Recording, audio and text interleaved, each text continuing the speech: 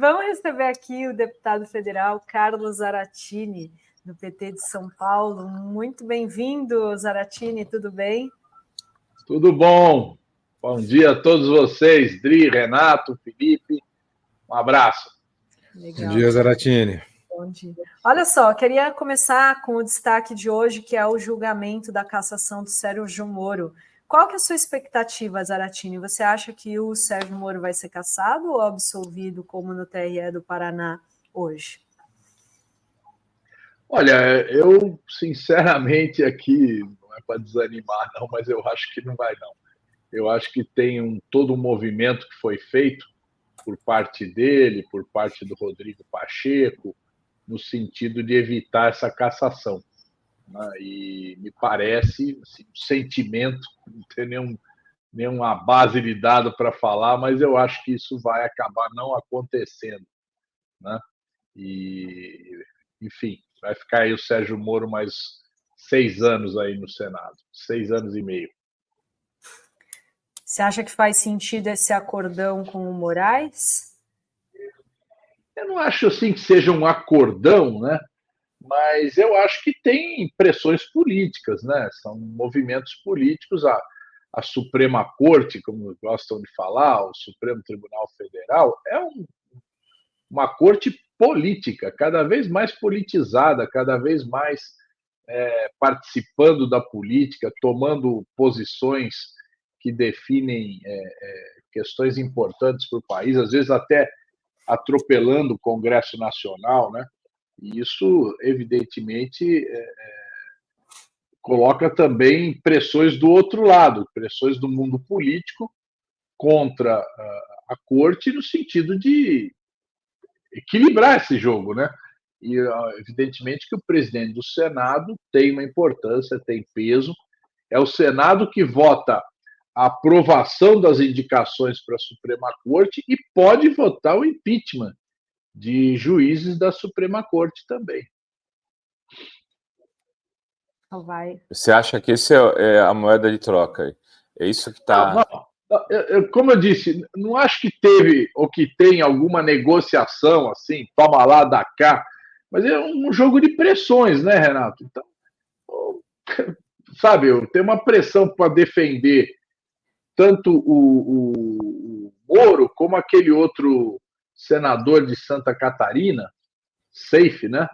Que também tem várias acusações contra ele. Então, tem um movimento ali do Senado no sentido de tentar evitar que haja essas cassações no Tribunal Superior Eleitoral. Eu acho que isso está acontecendo. Não que seja, libera os caras que em troca. Mas é assim, é um jogo, né? Um jogo político.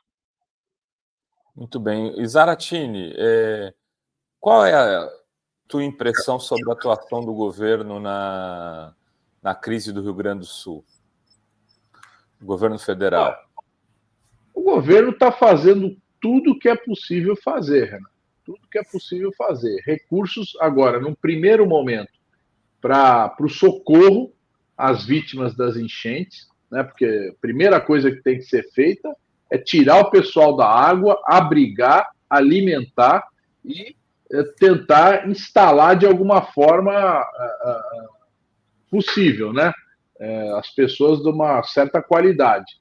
Segunda coisa que vai começar agora é a reconstrução.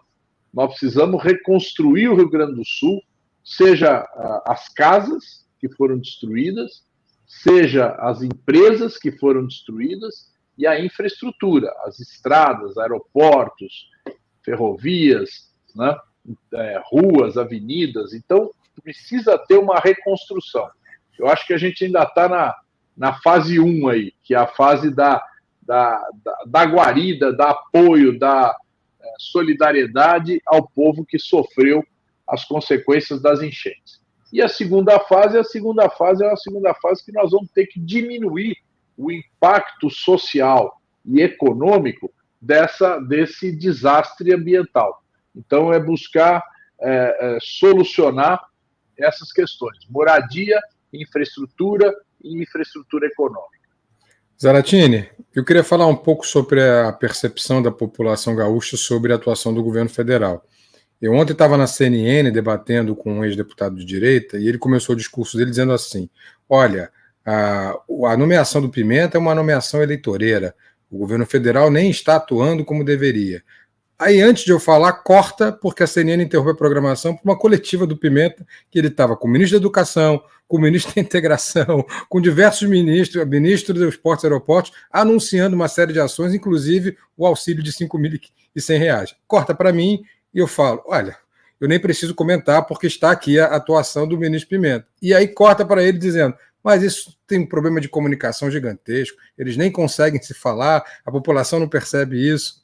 É impressionante o esforço da extrema-direita em desestabilizar ou em tirar a credibilidade do que o governo federal está fazendo para o Rio Grande do Sul. Eu queria saber a tua impressão sobre isso. Olha, o Rio Grande do Sul é um dos redutos da extrema-direita, né? Ali o Bolsonaro teve uma das suas grandes porcentagens de voto, ali Santa Catarina. Então, é uma disputa que eles estão disputando contra nós. Eles querem impedir que a gente pise lá e faça alguma coisa. E o próprio governador também é um reduto do PSDB. Vocês viram a reação do Aécio Neves, né? A nomeação, parece até um artigo na Folha de São Paulo hoje, do Aécio Neves. Quer dizer, estava sumido, abandonou, estava saindo da história. Aí a Bela Adormecida acordou e surge agora defendendo Eduardo Leite, que a quem eles estavam brigados. Vamos lembrar isso, que há poucos dias atrás estava maior pau aí a turma do Eduardo Leite e a turma do Aécio. É uma briga de cão e gato. E agora se juntaram, inesperadamente, o Aécio saiu do ostracismo e aparece aí para defender, não digo nem defender Eduardo Leite, para atacar o Pimenta e atacar o governo Lula.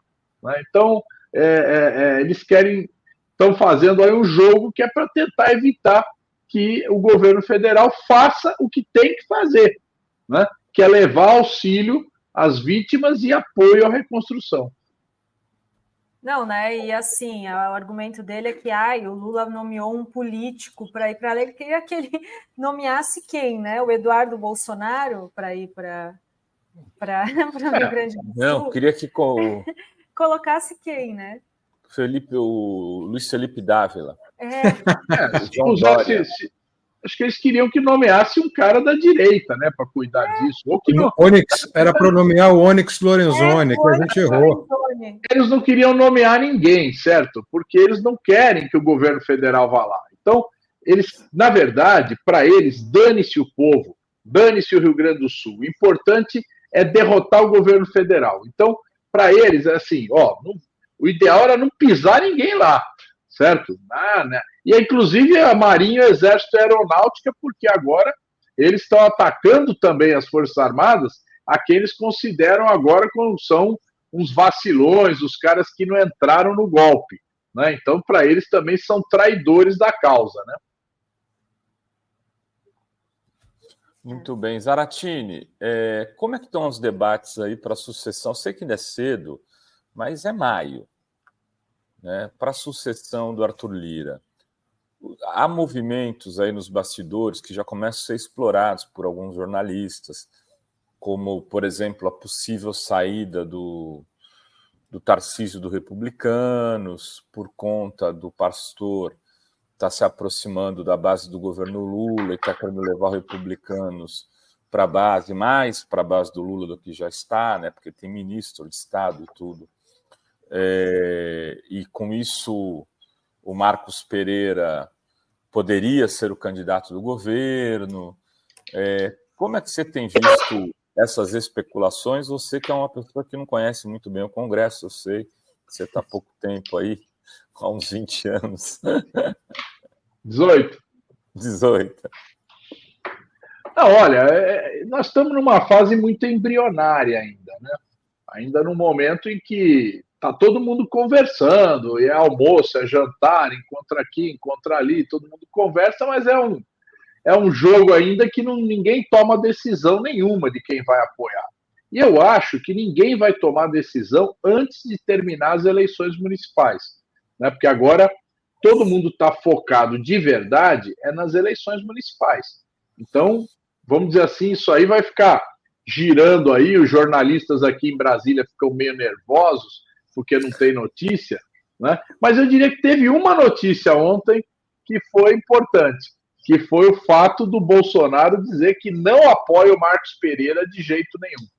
Então, essa é uma notícia importante, né? Quer dizer, porque é uma tomada de posição do Bolsonaro, que é o líder do PL. Se isso aí for uma posição do PL, isso coloca um veto sobre a candidatura do Marcos Pereira, que é o primeiro passo importante que foi dado, né? E esse passo aproxima o Marcos Pereira da base do governo, ou estou errado? É aquela história, né? Se o cara de um lado não empurra o outro lado, fica assim sendo um lugar onde a pessoa vai correr, né? Ele próprio, Marcos Pereira, vai correr para o lado do governo, né?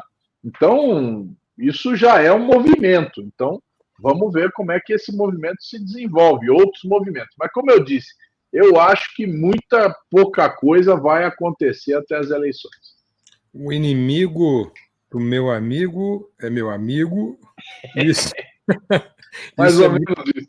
Mais ou menos isso, né, Zaratini?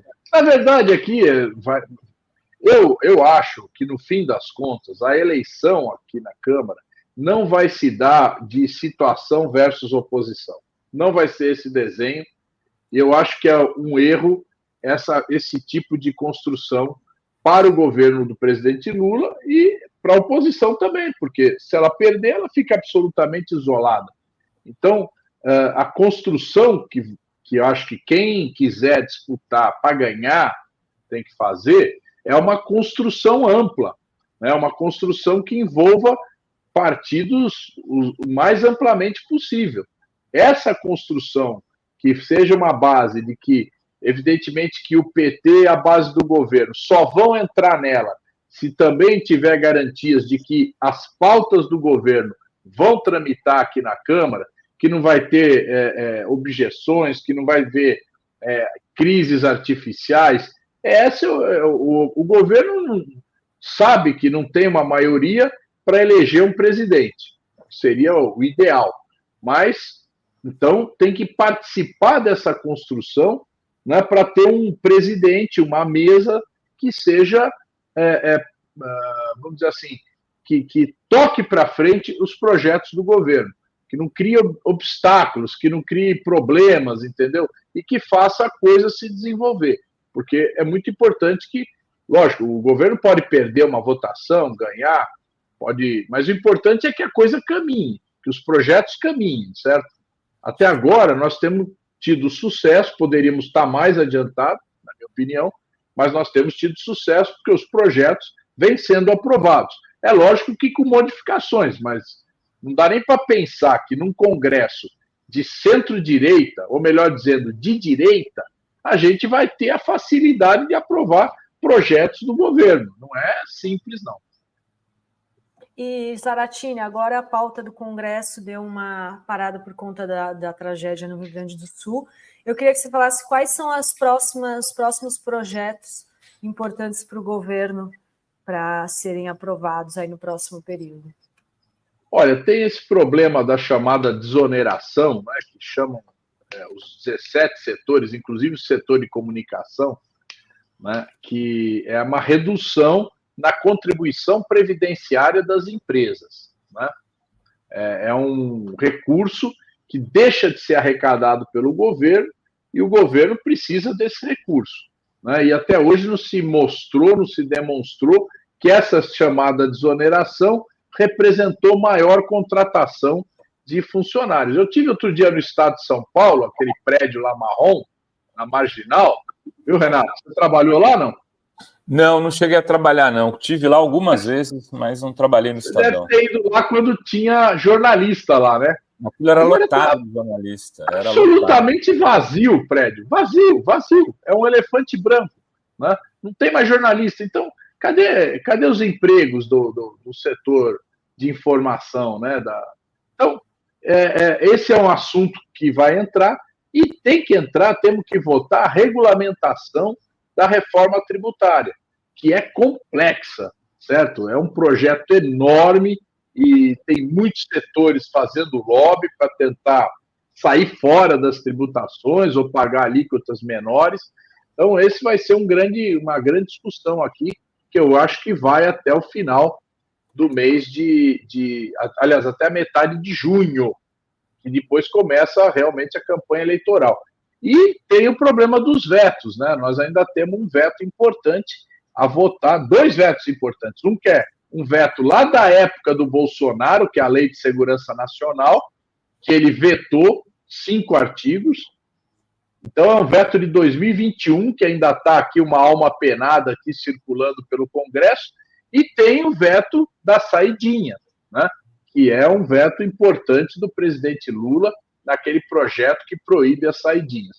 O veto só é interessante porque o jeito que o Congresso deixou, o preso em regime semiaberto, ele pode sair para estudar, ele pode sair para trabalhar, mas eles proibiram sair para visitar a família.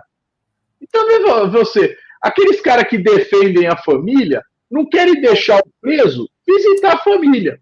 Ele pode estudar, ele pode trabalhar, mas não pode ver a família. É uma coisa sem noção, né? Porque nós não defendemos a família, pô, então eu quero que o preso volte para a família dele, veja os filhos dele, e quem sabe ele pare de cometer crimes, né? Olhando para a esposa, para os filhos, para a mãe.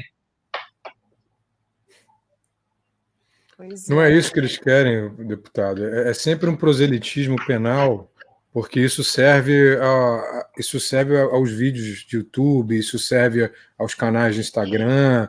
O proselitismo penal é uma das principais pautas dessa extrema-direita.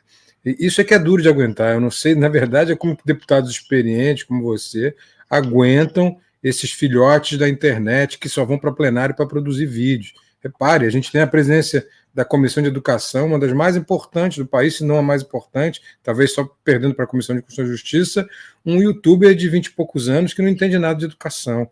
É muito difícil. Você está falando do Estado de São Paulo, que não tem jornalistas, mas e a Câmara também, deputado? Como é que a frase do Ulisses Guimarães ela vem se concretizando? Esperem a próxima legislatura. Esperem a próxima legislatura. Eu imagino a sua dificuldade. Como é que você lida com isso? Com essa gente que só quer fazer videozinho para a internet, que não quer discutir dialeticamente. Mas o que nós precisamos aí, gente, nós precisamos discutir muitas coisas com o povo brasileiro, né?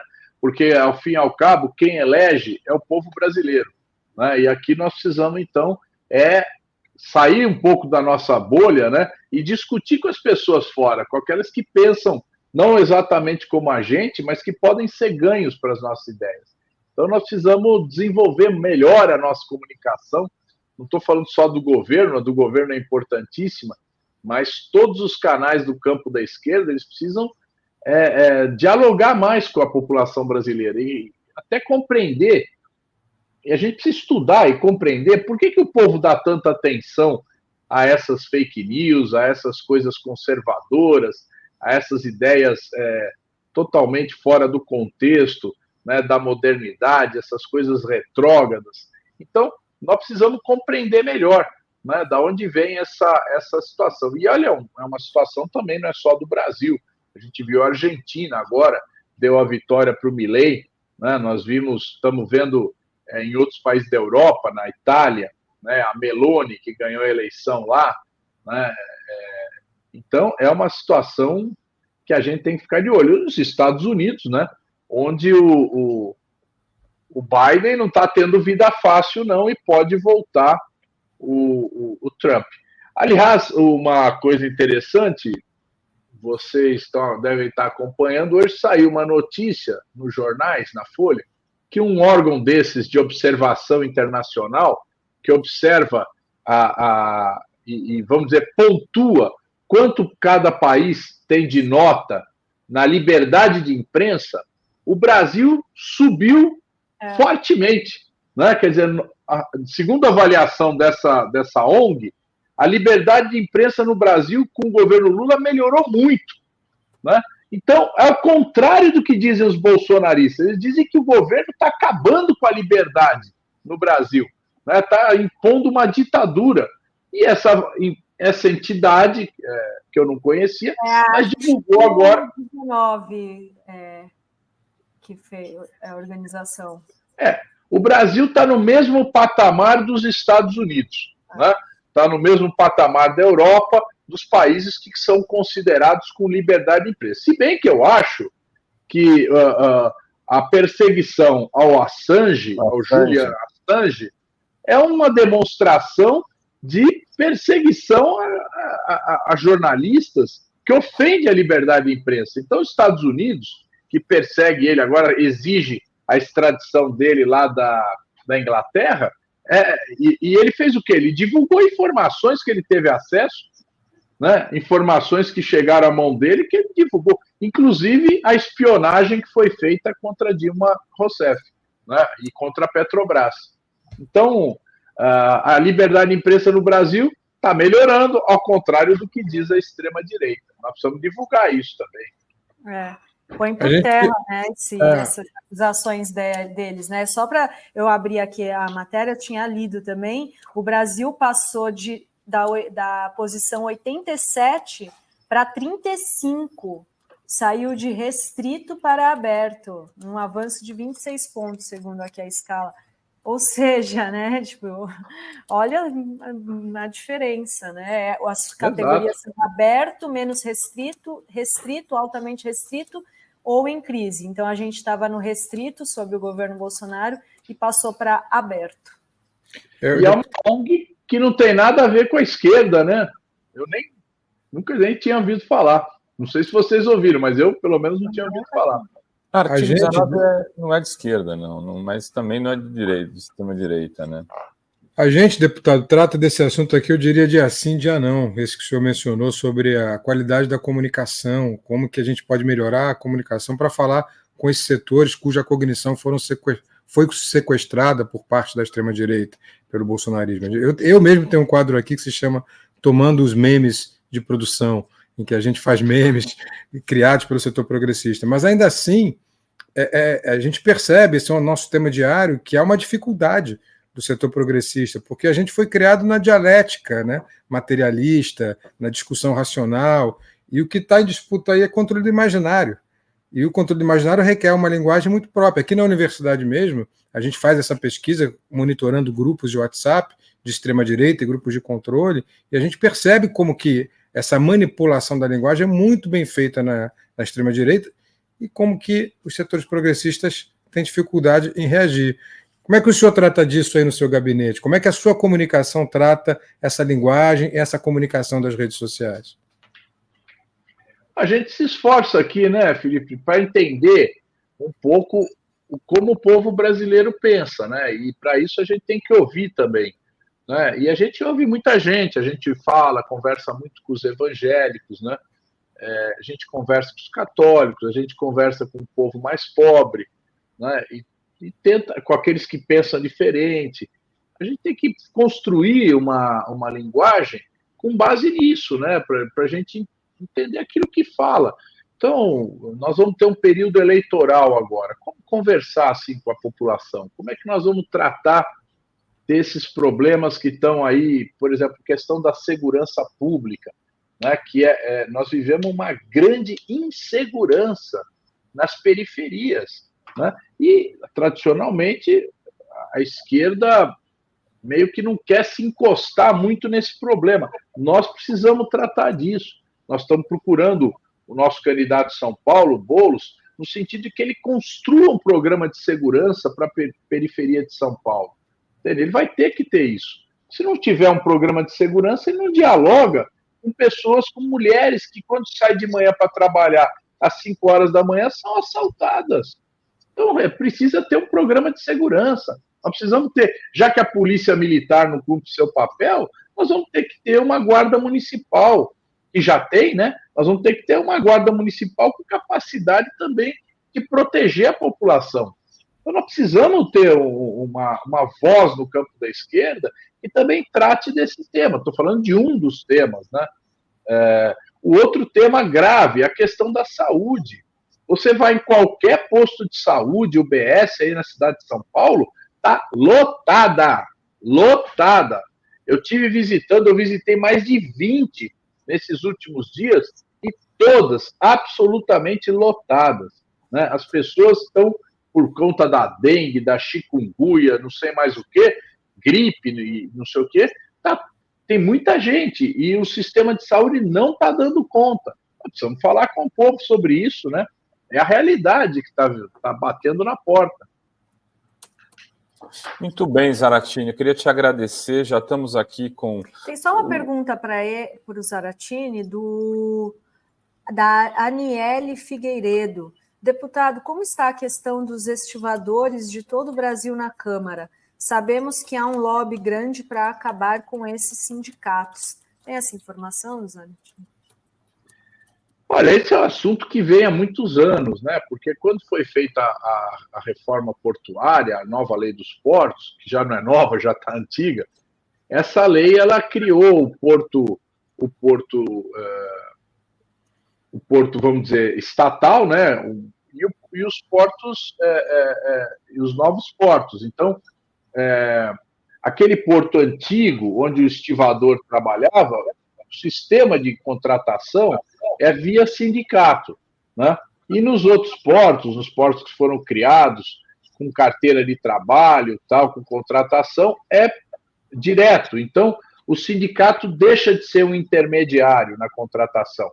Então, houve essa nova lei, e essa nova lei, então, ela vamos dizer, como os novos portos que vêm sendo criados com um sistema de contratação direta, né? Então, os antigos sindicatos de estivadores vêm perdendo a sua importância. Então, essa não existe nenhum plano de acabar com os sindicatos, mas, na verdade, a forma de contratação dos portos ela vem, ao longo do tempo, né, se transformando, deixando de ser aquele sistema. Todo mundo já viu aqueles filmes em que está lá os estivadores na porta ali do porto, e aí o sindicato fala, quem vai trabalhar hoje? Pega lá as carteiras do pessoal, entra essa turma para trabalhar. Isso está acabando, né?